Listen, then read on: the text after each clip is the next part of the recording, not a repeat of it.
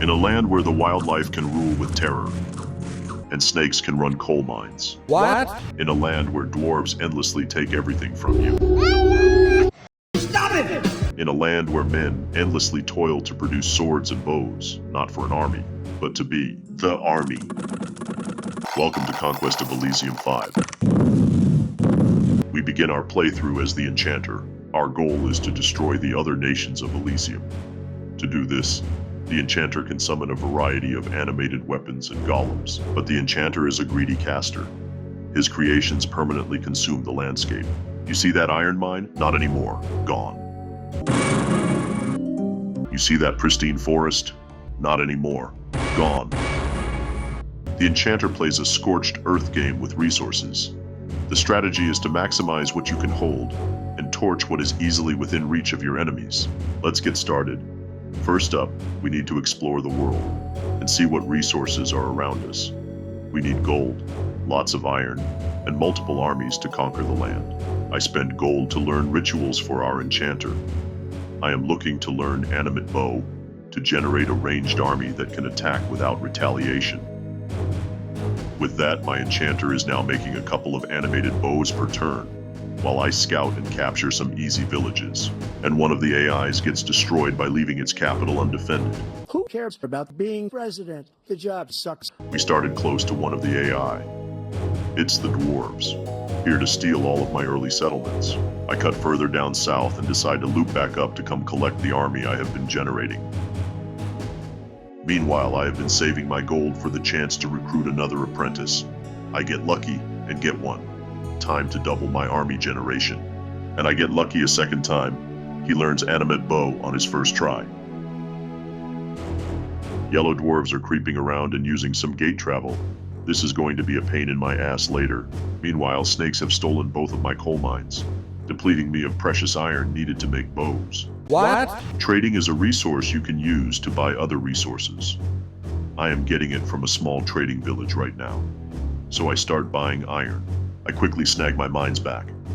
In Conquest of Elysium, armies cannot move by themselves. You need a commander to move an army.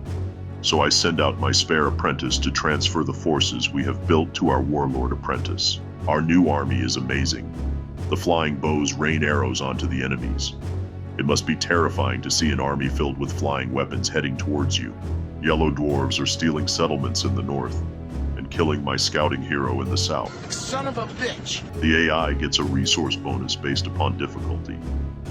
This means I will have to work extra hard to destroy their scouting armies and stop them from taking gold-generating resources. Time to make some dwarven pin cushions. They are easy pickings with so many arrows flying into them. The flying swords have a sweep ability that lets them attack another dwarf if they kill the first. Mincemeat. So now this army will hold the north and kill off yellow as they try to steal. This will allow us a secure flow of gold and iron.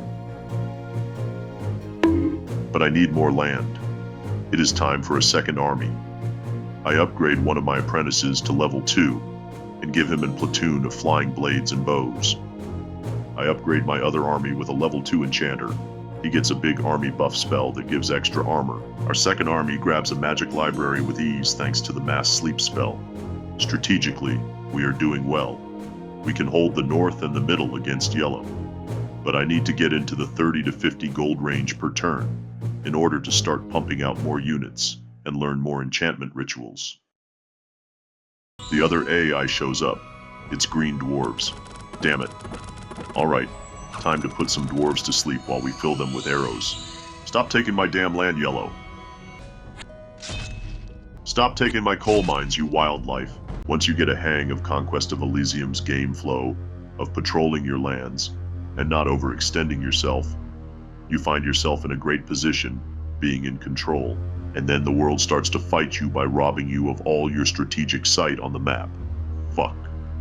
This makes it near impossible to see where yellow dwarves and wildlife are going, but I still push southward. The Enchanter war machine must grow. I see a city to the south that will be amazing for us.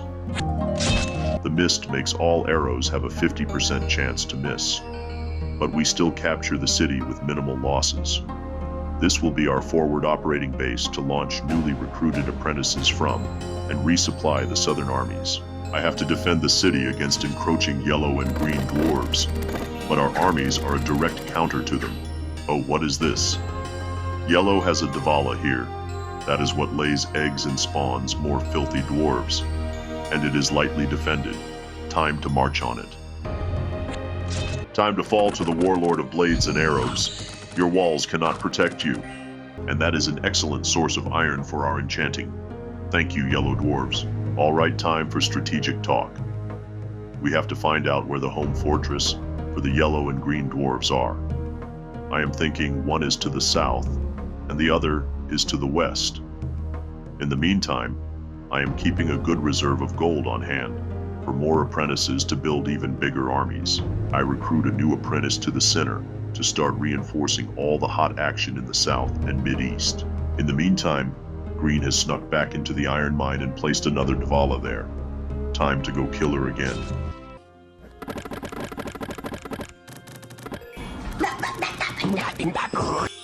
I feel like I am definitely getting close to the Green's fortress, but I have not spotted them yet, and they are swarming the south that is filled with hard-to-cross terrain.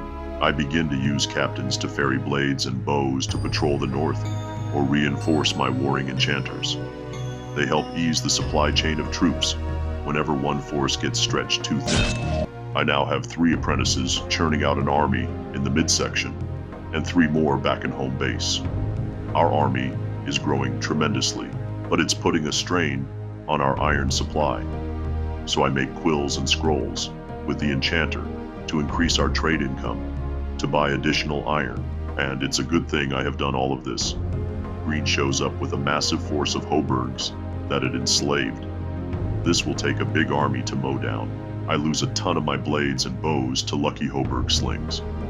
The weapons only have 1 hit point, so it does not take much to destroy them. Luckily, we outdistance their forces and slay them. Victory to the Enchanters of Elysium. So I keep conquesting to the south.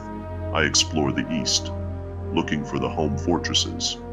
It takes hours to cover the terrain and beat back Green, who seems to be the dominant dwarf power. I discover where Green's Hoburg military complex is. With storms of arrows and hovering blades skewering halflings, we manage to win the city for ourselves. It costs us a fair bit of enchanted weapons, but we are producing so much at this point, it does not matter. I have been fighting so long, but still have not found the dwarf fortresses. I push further to the boundaries of the world. They have to be somewhere. Found you! Found you again! Finally, I can rally my armies and eliminate Green. Although this will be tough. Each Dvala is surrounded with tons of ballista. We will need to bring our largest armies and toughest golems. For the west side Dvala, I get an oak golem summoned from an ancient forest. They can regenerate and entangle and have a high hit point pool to survive the ballista. I also find the yellow dwarf Dvala in the north. I blockade her with an army that can stop her constant spamming of dwarven commanders that were stealing settlements in the north. It's time to crush half of Green. Let's go. I think I brought enough bulk to overpower the ballista spam surrounding the Dvala. Our giant-sized units can climb over walls. Our swords can fly over them as well. Time to turn that Dvala into spam for our golems to eat. Time for the war in the east. The eastern Dvala is the last Green fortress. I brought my own floating ballistas and a large force to fight her. She has Dwarven Magic 3 and will use Earthquake on us to obliterate our casters in the back. Thankfully, our swords and bows float. This makes them immune to this. Still, it's a very bloody battle. Our forces chew down the Dwarven enchanted boulders and fly towards the Dvala. The arrows are surprisingly effective against the Dwarven ballista. She earthquakes again, and I lose my master enchanter. But the rest of my forces stay strong. She has torched a lot of her own military with that spell, and with that, Green is destroyed. Half of the Dwarven menace is slain. It's time to deal with yellow. I destroy an iron mine and conjure a poison-spitting iron golem. I make use of a gateway that the dwarves were using to save myself 20 turns of traveling. It's time for you to die, Yellow. The sheer hail of ballistas is crippling to our toughest golems. But it is our golem's job to take that punishment, so that our flying forces can obliterate the Dvala. With that, our golems can climb over the walls, and pummel, impale, and shoot the dwarves to death. And that is it. The Enchanter has prevailed against wildlife, overwhelming dwarves, and even the world itself. I hope you all have enjoyed this playthrough of Conquest of Elysium 5. It is a fun and fast-paced strategy game with a good amount of random chance in it. If you enjoyed this video, check out my Master of Magic or Age of Wonders videos for something similar. I will see you all on the next one. Ave, Atke, Vale, Mao.